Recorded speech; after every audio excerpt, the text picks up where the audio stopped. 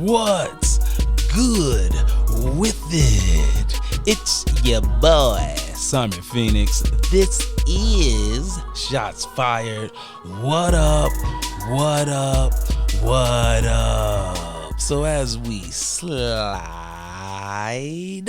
into another action-packed, fun-filled Sunday night rant. If you are new, then Sunday night rants normally are me reading emails, inboxes, pigeon messages, whatever the hell y'all send my way to answer questions, and we discuss that. Or I pick some random shit that's in pop culture that's going on that y'all are talking about, and then I want to throw my 2 cents on the flow.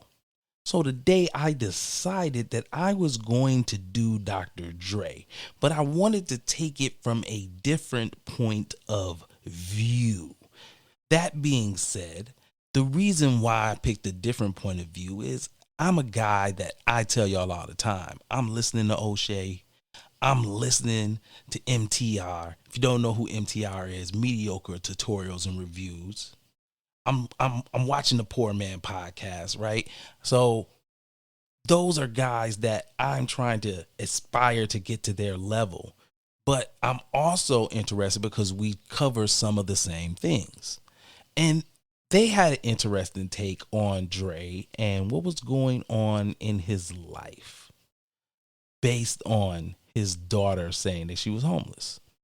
And so for me, I was like, damn, that's really interesting. I want to kick it, but I don't want to just talk about what y'all talked about. That's regurgitating information.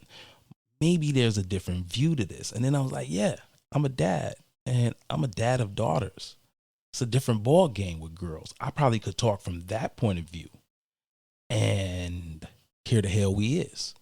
So now that y'all caught up on where my scatterbrain may be, let's get into it. So Dr. Dre's daughter, who is a 38-year-old mother of 4, says that she's homeless. She's living in her car. Now, before y'all get uptight, the children are not in the vehicle with her. Children are supposed to be with friends. So since we got that out of the way, the daughter said, yo, I have been working in a factory doing some assembly stuff. I made $15 an hour. I'm barely staying above water. I'm doing Uber Eats, Grubhub, and I'm renting a whip for $2,000 a month. This is where we are, right? So then we start to dig a little deeper. She says that her dad cut her off 18 months ago. All right, well, that kind of throws the wrinkle in the deadbeat dad thing, but I'll get back to that later. So then, we're checking out this story, and the more we hear, we're like, so your dad did help you, but you say you don't have a relationship with him. You say you had to jump through a bunch of hoops. You don't have his personal line. You can't get straight through. You got to go through lawyers, so on and so forth. This is what we dealing with. So y'all relationship ain't that sturdy, right? Your mom is someone from before Dr. Dre got on, which was his first girlfriend, and him and her have 3 girls together. Okay. Dre has other kids by his wife, and I want to say maybe 1 kid by Michelle A, right? Somebody correct me on my Facebook page. So, Dre got some kids. So you're not the only kid. And a lot of them were out of wedlock. And all of them were during the time period where you was doing your thing. You was out here doing tours. You was breaking artists. You was running record labels. Got it. So your daughter, who lived in Vegas, said she left Vegas to go to California, right? Because there would be better jobs. Now, I ain't no rocket science or nothing, but anybody tell you California is struggling when it comes to jobs. So why would you move to California? And people say there's not a lot of jobs in Vegas, but for an attractive young lady, there's a couple things you could do in Vegas that's not too risque. I mean, it is Vegas. You might have to put on one of them crazy ass outfits, but I'm not saying nothing, over the top, right? So you got those things going on. So when you tell me there's no jobs in Vegas, I'm like, I don't really. I mean, I hear you, but Vegas probably a little bit better than you moving to California to try to get work outside of the entertainment business and you don't have a job lined up. Cali is not the place I'm going pulling that scheme. But okay, just your story, you tell it. Right? So she says she tried to go to California to get more money, to have better opportunities. And her dad basically had one thing, and that was like, hey, don't go to the press, don't have that conversation with them about me. And during the divorce and some other things, I guess, she didn't said too much. So she ain't getting no bag. So people are upset. They're in outrage. They're like, oh my God, how can you do this?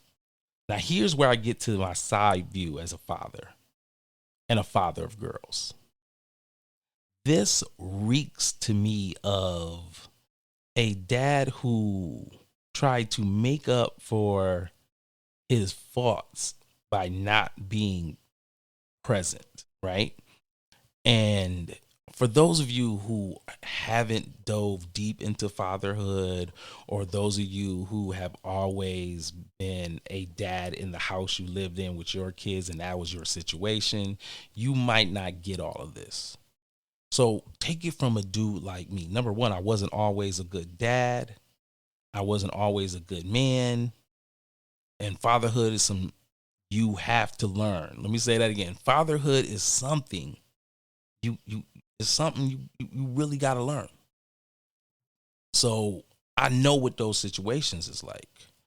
And I've seen and been in the place where, because you don't live around your kids, or because they're not in the household you in, when you know that you'd have messed up as a dad, when you know that your handprints and your psyche and how you would want them to move and react and think is not there because you weren't there, and that causes a certain level of friction.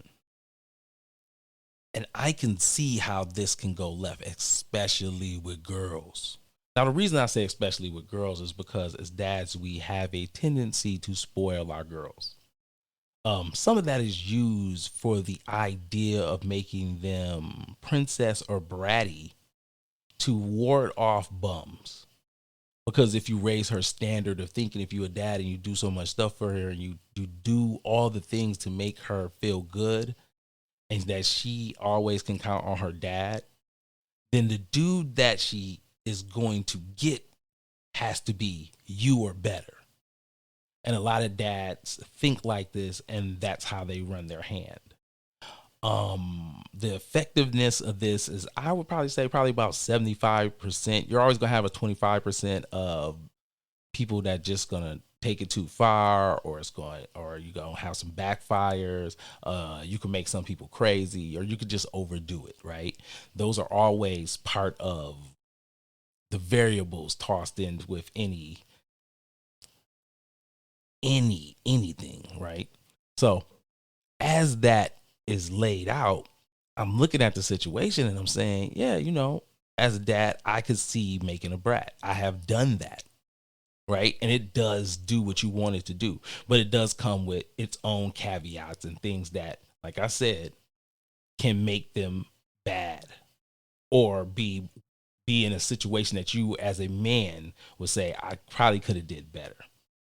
So when I look at Dre's situation, what it looks like is a dad that had the guilt, wanted to do better, but didn't want to totally enable them because they on their end wasn't doing what they were supposed to do. Now, like I said, this analogy is just based off my dad view, right? And so then that would bring us into why she was being spoon-fed money instead of giving lump sum money, why he still was doing something, but he hadn't brought her all the way into the fold. Because if you didn't raise these kids and you are a person of this level of wealth, then everybody is suspect. And you don't know what kind of energy the mom was putting into the kids during their lifetime. And I'm not trying to throw shots at any women. I'm just saying, that you all know there has been toxic women who have made toxic kids, and then their dad energy with their dad is always bad, based off their mom talk trash about him every second she had. So the more I thought about this scenario and what was going on, it was just so many things that was weird. Like, you're renting a vehicle for $2,000 for every 3 weeks. So let's just round it up, call it a month. That's what you're doing. Like, what sense does that make? And then the questions that start popping up is like, where's your mom? Where's your sister? Where's the dads? Right? Why the hell would you move to California when California doesn't have jobs like that and has been shrinking for like the last 3 years at the bare minimum? What would make you think that that was a good plan? What made you think that was going to be cool? Like, that to me is what was the most interesting about this story, was every move that you made and you showed us sounds stupid. And what I mean by it sounds stupid is, like, if Dre's thing is like, don't go to the press, then why are you going to the press? If you are a person that you don't have any money, why would you rent the most expensive vehicle you could rent? Why would you be renting a vehicle that was going to cost you $2,000? I know they make other vehicles, or should I say, they have other vehicles that are much cheaper. Like, none of this shit don't make sense. This whole thing sounds like stupid people time. That's what it sounds like. You mean to tell me none of your baby daddies is there to help? You mean to tell me that nobody on your mom's side of the family is helping? You mean to tell me that when you went to the rental place and you was like, I need a vehicle, they didn't try to offer you an economy size vehicle? Really? That's what you're saying. You mean to tell me when Dre was giving you money, that whatever amount of money Dre was giving you, that there was no money for you to save, to put up for a rainy day? You mean to tell me that none of your friends told you that California is like the worst place to go with no bread and no plan? Not one person in your circle was like, I don't know about California. I just don't know. To me, this sounds, like I said, like stupid people shit. I'm just keeping it a buck with y'all. This sounds like stupid people shit. Now, you have a lot of people that are upset based on the fact that Dre wouldn't do it, and they're looking through, once again, dad eyes, saying, oh, I love my children. I love my children so much that I would never see them be homeless. But hey, man, both of my parents were gangsters with the, oh, when you ain't doing right, when you act like you could do whatever you want, you could be outside. And most people were raised like that. That there's certain rules and standards that have to be met at your house, and if they're not, you will be outside after a certain age. Let's just keep it a buck, right? So what this seems like, while y'all championing for this, is more or less the conversation of, what Dre's a billionaire, is not going to hurt him. He should just give her money based off that's his kid. And my answer to that would be, what I will tell y'all, I'm trying to get good at that. What I will tell y'all after commercial breaks. Y'all like that? Y'all like that? I hope y'all like that. I tried my best to like do it all cliffhangery. Anyway, I'll be right back. But I will tell you what he could have did that would have solved this whole problem and kept people out of his pocket. We'll be right back.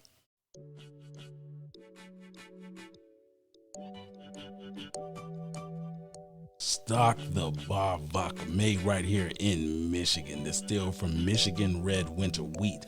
The red winter wheat provides this drink with one of the smoothest flavors known to man. Stock the Bar Vodka, premium quality. Our motto is smooth taste with a purpose. And now, the official sponsor of Shots Fired Podcast. Stock the Bar Vodka. Pour up a glass. Drink with a purpose. Yeah, you know what it is. Shots Fired Podcast pop. Johnny Ray Ray's security team. That's right, the legendary Johnny Ray Ray security team has a service or a plan for you, for your home, for your business, for your auto or boats. That's right, you can get a one-on-one personal security officer to take care of everything you need to protect you from any and all threats. If you need more, we can bring and provide a team of well-trained superstars made by Johnny Ray Ray himself. And don't forget our special deal. Right now, you can get our baby mama protection plan. This includes protection from your home, protection for your business, and protection for your personal well-being. Johnny Ray Ray security team. Better be protected. This third, I'm rocking with side fiends on that shot fire. Bah, bah. He sound extra aggressive, don't he? So let me answer how Dre could have did this, right? Without getting fleeced. So I've often said this scenario to people about what would happen if I personally would hit the Mega Millions, right? It's a defensive idea to keep family and friends up off of you based off their poor life decisions and choices. So as a father, what you do is you give each one of your children a house, 300,000, 400,000, depends on how rich you are. Buy them a crib. Second, you give them $1 million and then the statement directly behind it. After this payment of $1 million, please do not ask me for anything. The answer will be no. All things that will be given to you will be based off I want it to. You should never have to ask me for anything. This is because I view that $1 million and a home already purchased for you sets you up perfectly to be taken care of at a moderate level for the rest of your life. Mathematicians have told y'all if you had $1 million in the bank and you just left it there and you had a regular job and you just sat, you could live off the interest. So there's no excuse for this plan not working except you have horrible money management skills or you're an idiot. That's just what it is. And I think that is the approach Dre should have took with her. Because what happens when you spoon feed people is you leave them in a situation to do just what she's doing now. Saying she broke. I'm homeless. I don't got no car. Because you're spoon feeding them, giving them just enough to live a better life. But they don't really own nothing. They don't really control nothing. Nothing is really theirs. And there's a lot of celebrities who have people in their camp living like this. And then when they get caught doing something stupid, now they poor and homeless, and then they come to us and be like, I'm poor and I'm homeless. Well, in reality, that's between you and your mans. Your mans felt like you wasn't going to work the bag properly, so he just gave you bits and pieces. Now, you personally should have seen all the avenues where you could have got money and you should have jumped on them. But you didn't. And that's really on you. And all of that shit I just said, that falls on her. Because, number one, you had a bunch of kids. Nothing against having a bunch of kids, but they cost. If you ain't got the bread to pay for them, you shouldn't do what? You shouldn't be having them. I understand things happen, but damn, 4 times? It's hard to have sympathy for that. I'm just saying. I know it's harsh. I know it's mean. I know it's rude, but damn, it's hard to have sympathy for that. Because you made that bed. So when people ask the questions, even from the dad view, the first thing I'm going to ask is, where your baby daddy's at? Where is your baby daddy's at? Because apparently you don't know. Because they're not assisting in any shape, form, or fashion. Where's the rest of your family at? Oh, apparently you don't know because no one's helping you. That's the way this story reads. And because we're looking at the amount of money that Dre has, we all instantly is like, because it's nothing to him, he should just do. Which brings me back to my original point.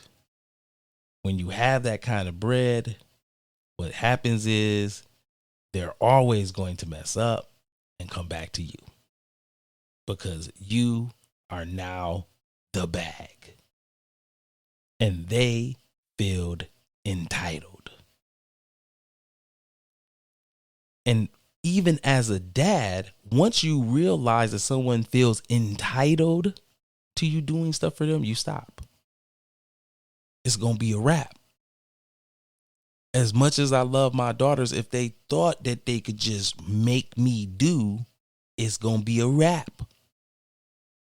Most adults will agree with that. So that means that in reality, how Dre played this hand is perfectly correct. Even with the limited information we're given, it's proof to show that this just looks like a person who feels entitled to daddy taking care of them. And because he's not, I'm going to shame him into doing it.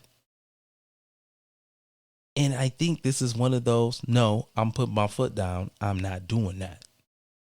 I told you not to do this. You did that. This is why it is.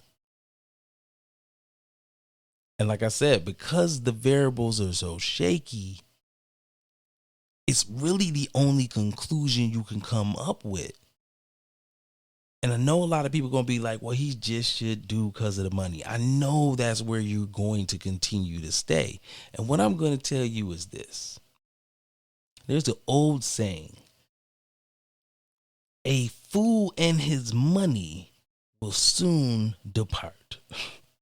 I hope I said that right. I hope that's right. Somebody correct me. I want somebody to definitely correct me. I definitely know that's probably wrong now. The more I think about it, I'm like, that's probably wrong. But y'all get the sentiment. I love how I said it like it was cinnamon, but not cinnamon. Anyway, y'all get it. And I bet you totally understand it. That the more that you throw money away at pits, you're going to be broke. It just is what it is. And sometimes, how they say, everybody can't go. Sometimes everybody can't go. Even the closest people with you, they can't go. Based off you, the captain, and they don't know how to act. But that's just my 2 cents of the situation and how it looks.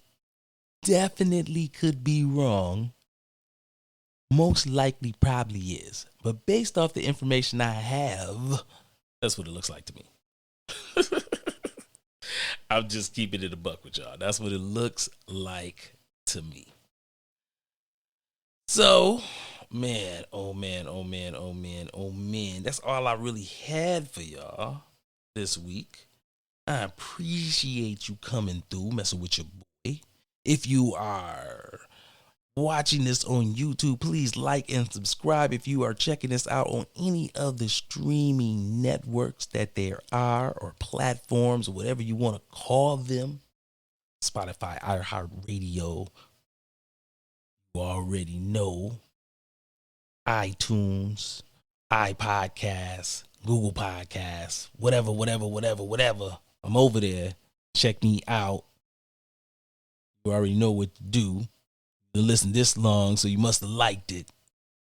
So that's what it is. Now, as I get ready to slide up out of here tonight, I was feeling something that I hadn't played in a minute. I hadn't blessed y'all with in a little while, but it just came to me like, yeah, that's my summer jam. Like, just been my summer joint. So, I'm blessed y'all with it. I have been Simon Phoenix. Song choice for the night is PEY's On the Move. Catch him on all streaming platforms. Holla at your boy. Fresh on the track. Yeah. Oh yeah. It's wild. Okay.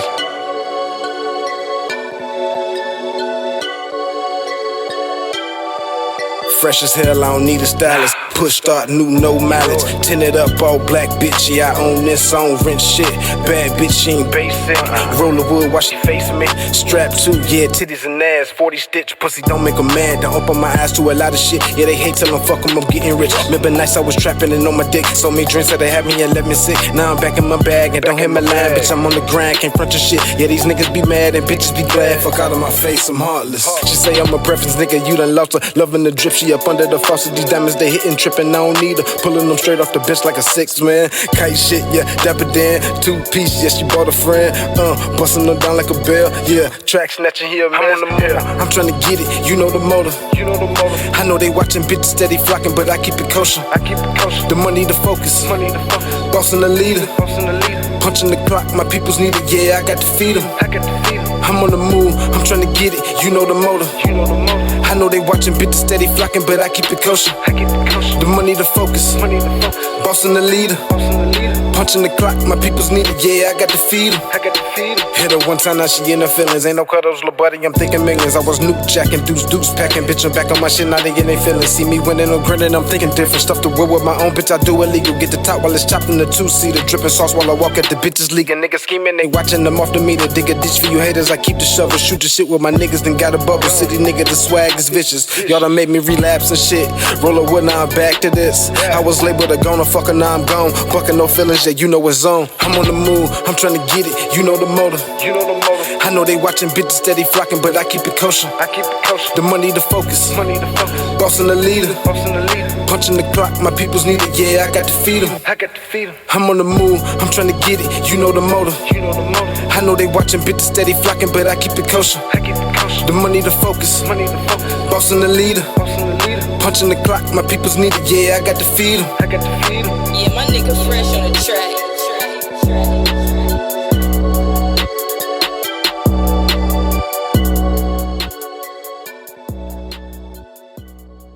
Yeah, you know what it is. Shots fired. Podcast popping.